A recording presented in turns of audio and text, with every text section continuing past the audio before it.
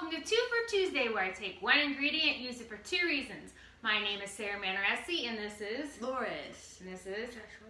And we are doing something today that involves pumpkin, and it's not a pumpkin pie. So we wanted something different for the holidays because everything is always about the pumpkin pie. We did.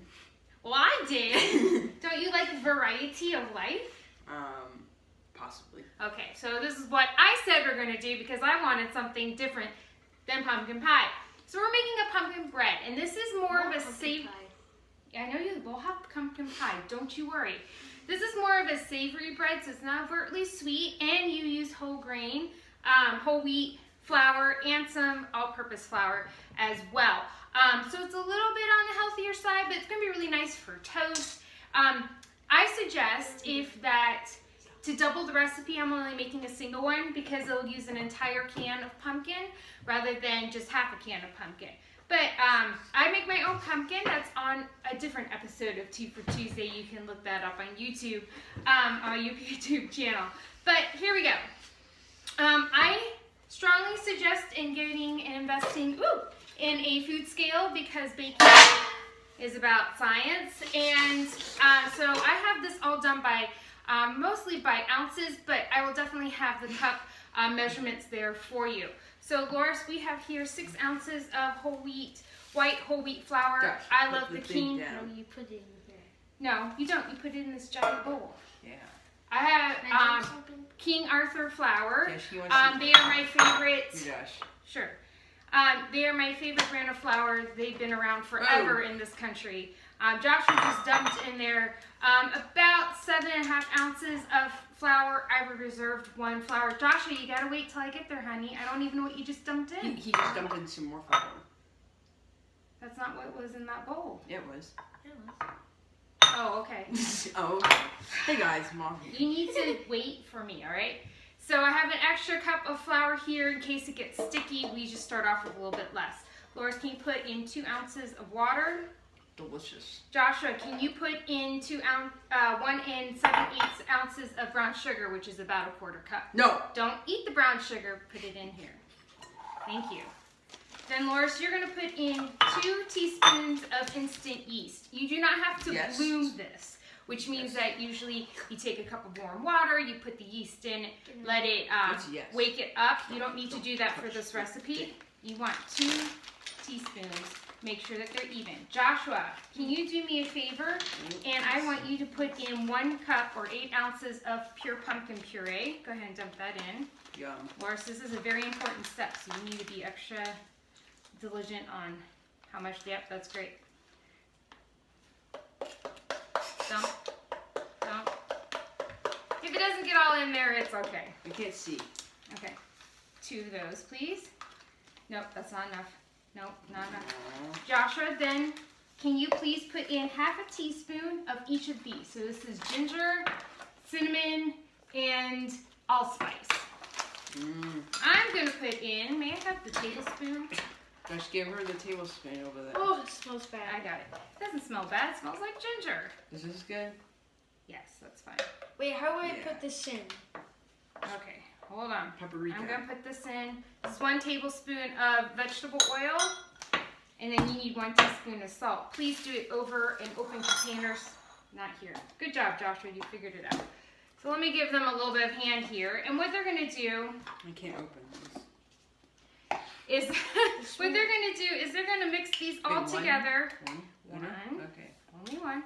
They're going to mix this all together. It smells sweet over there. By hand. Now, I chose to do this by hand rather than in my stand mixer with a dough hook, where you can do it in your bread machine as well. But not everybody has those things, and so I just wanted to show you how to do it without. So, Joshua, go. I'm not doing that. So I'll go ahead and start mixing a little bit, and then see what I'm doing, Loris. You're just taking this and using it. Fold it. You just fold it, and so go ahead to it, smarty pants. So they're building up it's okay. He can go ahead. He's not going to get that far ahead of you. Oof. And then just that one. So we're going to bring this together till it's a nice smooth dough. You're going to feel it and feel if it feels really sticky, then you're going to add in the extra bit of flour just a little bit at a time. We're going to let this rise for about 45 minutes, and then we're going to spray a pan, that loaf pan, and we're going to grease it and put it, and let it rise for an additional 45 minutes or so until it's about 1/2 inch above the loaf pan. And then you put it in the oven, obviously. You put it in the oven, and then you're going to bake it and then take it out of the tray. What? Your hands are dirty? That's okay. You'll survive. Maybe we need some more water in there. It looks very crumbly. It is very crumbly at the moment, but you see, once you get it together a little bit like this, My like hair's so, sticking up because of that noise. then you're going So to it has take to your be ham. this kind of pan? Has Yes, to that be is a this loaf. size? That is a loaf Girl, pan. I stuff that's on my fingers. Okay. The other thing that I've made with Wash with it off then. rice, I'm going to continue doing this since my kids are not in the mood. I want you to hold I this. don't want to get messy though. Why do I have rice? Okay, I want you to open this. Why do I have rice? Wow. We're going to talk about that, and those are our tasting spoons. So I made a rice pudding, and I already tasted the reason why it is, no, you traced it yesterday before it was done. So what we're going to do, this is a burrito rice. It's an Italian rice, and the reason why we use this rather than a brown rice or a regular white rice is because this is further less in the processing stage of things when it comes to white rices. It has a lot of natural starch on it. You'll find that this is the rice that they use in risottos, and it's going to make things extra creamy. All I did was take a cup of that rice, and I cooked it over oven-safe quart pan. Hey, guys. I always fell over. An oven-safe quart pan. I used actually my Dutch oven. I found it worked really well. Cooked it for about 20 minutes till it was cooked, obviously. And then I made a big bowl. I took one about this size. 3 cups of 2% milk. Can you use a different milk? I'm sure you can. It's going to change if you use like almond milk or something like that, but feel free to experiment. I used I used 1 cup. Joshua, now you got to go wash it off because no one wants your germs in the Yeah, that's pudding. his. That's his. I know, but he's licked it and then he's going to put it in that. That's Yeah. gross. Ew. Yeah, I don't do that. And then you're going to put 1 cup of pumpkin puree, 3/4 of a cup of honey, some cinnamon, ginger, and cloves. Not cloves. Nutmeg, salt, and vanilla. And you're going to mix that all together, and then you're going to pour it on top of the cooked rice. Then you're going to put it in the oven at 375 for about 50 minutes or so till it reduces by 1/3. The liquid reduces by 1/3. And then you take it out and you put it in a bowl and stick it in the refrigerator covered for at least 8 hours. And then it's good in a sealed container for about 4 days or so. And it comes out super creamy. Now, you guys, you want to use your... a bunch of ground allspice. It's ground allspice. Lovely. No, you No, that's spilled ginger. a lot of ginger, sweetie. Is that ginger or ground allspice? It's Josh? ginger. It's okay. What color is that? Okay, so guys, why don't you taste the rice pudding? Now, I like this because it's not like creamy with chunks in it. It's actually kind of nice and a little hearty.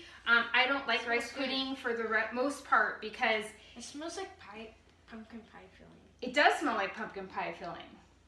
It's pretty good. And you put whipped cream on top and a little extra cinnamon. Now you're making me hungry. Well, we can have some later.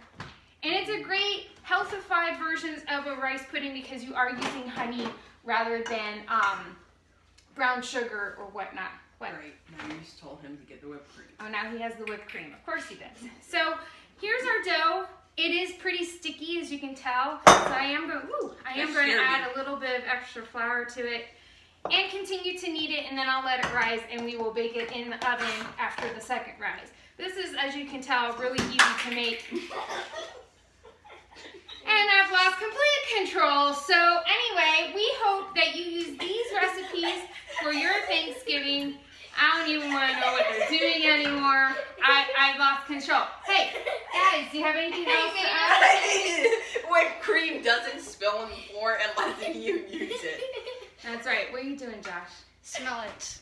They can't smell it. It's not smell-o-vision. I bet Josh is going to drop it again. It's not smell-o-vision. Oh. Is that new word for television? No. Okay, guys, do you have anything else to add? Bye. Just laugh at this. That's it. We're laughing at the exit. Hope you're having a great day. Hope you use these in your Thanksgiving holiday or really any time of year. And we will talk to you later. Bye. Bye.